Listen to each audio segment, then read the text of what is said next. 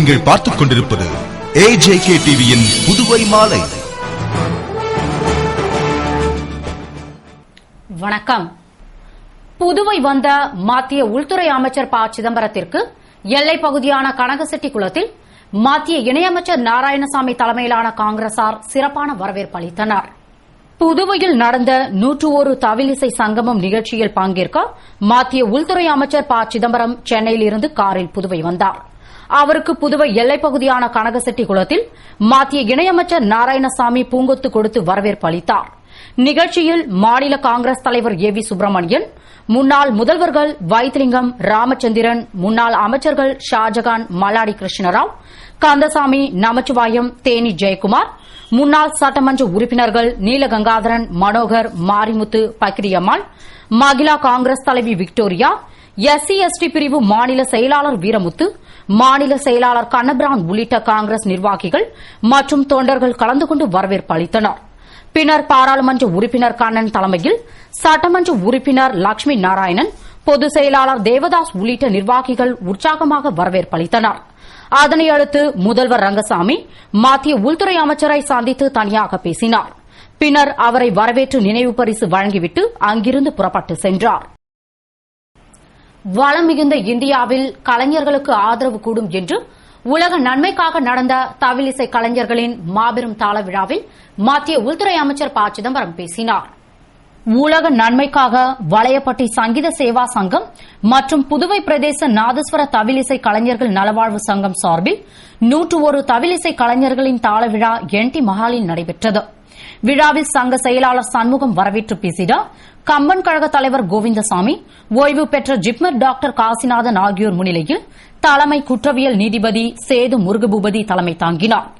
இதில் சிறப்பு விருந்தினராக மத்திய உள்துறை அமைச்சர் ப. சிதம்பரம் கலந்து கொண்டு பேசுகையில், கலைஞர்களுக்கு என்றுமே அழிவு கிடையாது, கலைக்கு என்றும் முடிவு கிடையாது. மேலும் கலைஞர்களுக்கு அரசு ஒருபுறம் உதவுவதை விட பெருமளவில் தனியார் புத்துணர்வு அளித்து வருகின்றனர் என்றும், இந்திய இனம், கலாச்சாரம், நாகரிகம் இருக்கும் வரை இந்திய கலைஞர்களுக்கு அழிவே கிடையாது.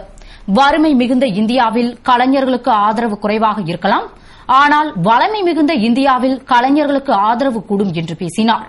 விழாவில் மத்திய இணையமைச்சர் நாராயணசாமி, பாராளுமன்ற உறுப்பினர் அழகிரி, மாநில காங்கிரஸ் தலைவர் A.V. சுப்பிரமணியன், முதல்வர் ரங்கசாமி, சபாநாயகர் சபாபதி, முன்னாள் முதல்வர் வைத்திலிங்கம் ஆகியோர் வாழ்த்துரை வழங்கினர். தொடர்ந்து வளையப்பட்டி தவிலிசை கலைஞர் சுப்பிரமணி ஏற்புரை அளித்தார். சங்க பொருளாளர் வடிவேல் நன்றி கூறினார்.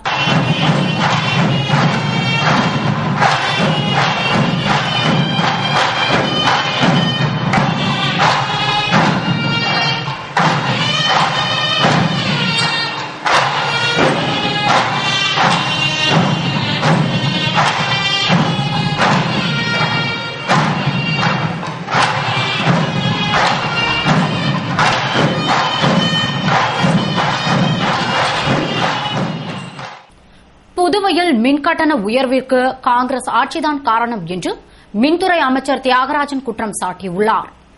இது தொடர்பாக அவர் கூறுகையில், புதுவை ஒரு யூனியன் பிரதேசமாகும். இந்தியாவில் உள்ள அனைத்து யூனியன் பிரதேசங்களிலும் அந்தந்த மாநில அரசே மின்கட்டணத்தை தீர்மானிப்பதில்லை. யூனியன் பிரதேசங்களுக்கு மத்திய அரசின் கூட்டு மின்சார ஒழுங்குமுறை ஆணையம்தான் மின்கட்டணத்தை நிர்ணயிக்கும். மின் உற்பத்தி மற்றும் அதன் விற்பனை விலையை இந்த ஆணையம்தான் கணக்கிடும். தற்போது நிலக்கரி பற்றாக்குறை, டீசல் விலை உயர்வு ஆகிய காரணங்களில் மின் உற்பத்தி குறைந்துள்ளது. எனவே கூடுதல் மின்கட்டணத்தால் மின் நுகர்வோருக்கு கூடுதல் சுமை இல்லாமல் மின்சாரத்தை விநியோகிக்கும் பொறுப்பை இந்த ஆணையம்தான் ஏற்க வேண்டும். மேலும் கடந்த ஆண்டு ஏப்ரல் முதல் அக்டோபர் வரை புதுவையில் கூடுதல் மின்கட்டணத்தை வசூலிக்க உத்தேசித்தது கடந்த காங்கிரஸ் ஆட்சிதான்.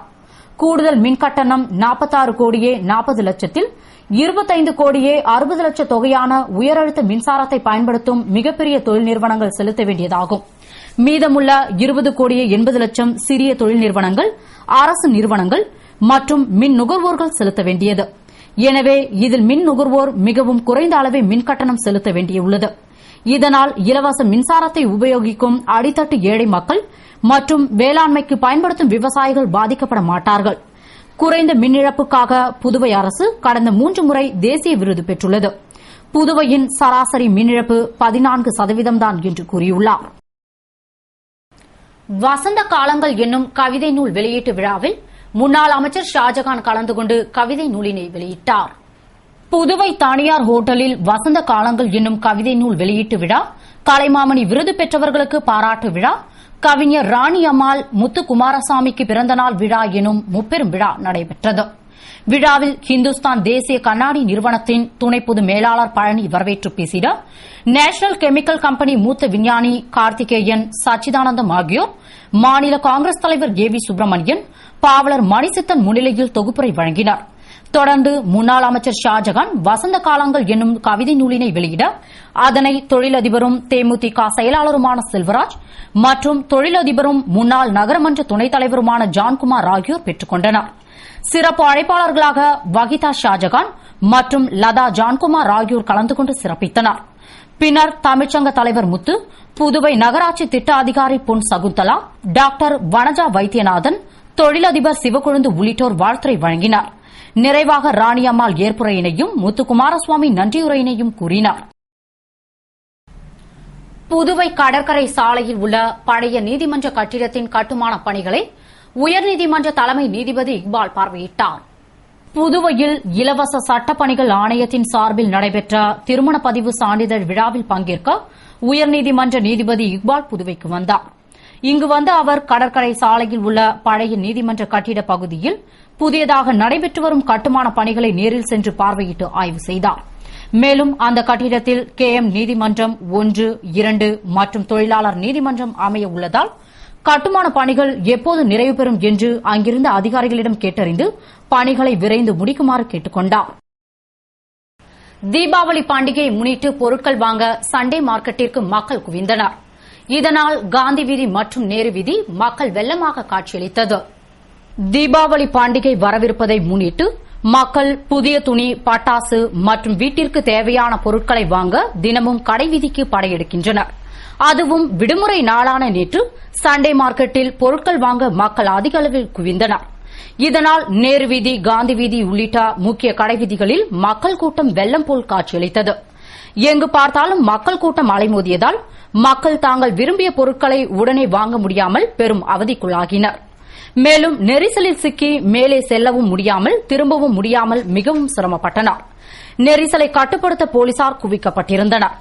மேலும் வாகனங்கள் செல்வதற்கு தடை விதிக்கப்பட்டிருந்தது. எங்கு பார்த்தாலும் மக்கள் தலைகளாக கடைவீதியே திருவிழா போன்று களை கட்டியிருந்தது. தங்கத்தின் விலை அடுத்த ஆண்டு மீண்டும் புதிய உச்சத்தை தொடும் என்று எதிர்பார்க்கப்படுவதாக நிபுணர்கள் தெரிவித்துள்ளனர். உலக நாடுகளின் மத்திய வங்கிகள் கூடுதலாக தங்கம் வாங்கியது அமெரிக்கா மற்றும் ஐரோப்பிய நாடுகளில் ஏற்பட்ட நிதி நெருக்கடி காரணமாக முதலீட்டாளர்கள் பாதுகாப்பாக தங்கத்தில் முதலீடு செய்வது அதிகரித்தது. டாலர் மதிப்பு சரிவு போன்ற பல காரணங்களால் இந்த ஆண்டு தங்கத்தின் விலை வரலாறு காணாத வகையில் வேகமாக உயர்ந்தது. அதாவது 2011ஆம் ஆண்டில் மட்டும் 17% விலை உயர்ந்துள்ளது. மேலும் வரலாறு காணாத வகையில் ஒரு சவரன் 21,000ஐயும் தாண்டி புதிய சாதனை படைத்தது. எனினும் தற்பொழுது விலை மளமளவென சரிந்து ஒரு சவரன் 20,000ஐ சார்ந்து காணப்படுகிறது. தீபாவளி பண்டிகை நெருங்குவதால் தங்கம் விலை மேலும் உயர்ந்து 21,000ஐ எட்ட வாய்ப்புள்ளது. எனினும் இந்த ஆண்டு பழைய சாதனையை முறியடித்து புதிய உச்சத்துக்கு உயர வாய்ப்பில்லை. ஆனால் அடுத்த ஆண்டில் மீண்டும் தங்கத்தின் விலை உச்சத்தை தொடும் என்று எதிர்பார்க்கப்படுவதாக நிபுணர்கள் தெரிவித்துள்ளனர். இத்துடன் செய்திகள் நிறைவடைகின்றன. வணக்கம்.